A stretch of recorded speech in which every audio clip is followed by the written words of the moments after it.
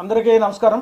ఈరోజు పేదల పక్షాన నిలబడి బడుగు బలహీన వర్గాలకు ఆసరాగా ఉంటూ అంబేద్కర్ గారి యొక్క బాటలో నడుస్తూ ఈ సమాజంలో అసమానతలు పోవాలని సమసమాజ నిర్మాణం జరగాలని నిరంతరం కృషి చేస్తున్నటువంటి గౌరవ ముఖ్యమంత్రి వర్యులు శ్రీ జగన్మోహన్ రెడ్డి గారి సమక్షంలో వైఎస్ఆర్సీపీ పార్టీలో చేరడం జరిగింది.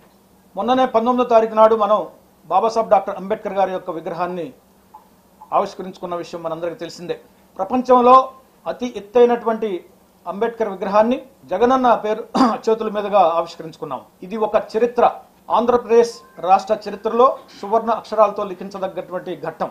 కేవలం బాబాసాహెబ్ డాక్టర్ అంబేద్కర్ గారి యొక్క విగ్రహాన్ని ఆవిష్కరించుకోవటమే మాత్రమే కాదు కానీ ఆయన ఆశలకు కట్టుబడి ఆదర్శాలకు లోబడి ఆయన యొక్క సిద్ధాంతాలను అమలు చేసేటువంటి క్రమంలో ఇవాళ భారతదేశంలో జగన్మోహన్ రెడ్డి గారు ముందున్నారని చెప్పేసి సందర్భంగా నేను తెలియజేస్తా ఉన్నాను.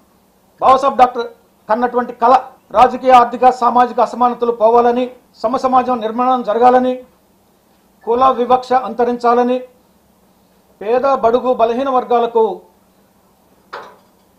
రాజకీయంగా, ఆర్థికంగా, సామాజికంగా సాధికారిత కలగాలని చెప్పేసి ఆయన కలగన్నాడు. అంబేద్కర్ గారు కలగన్నాడు.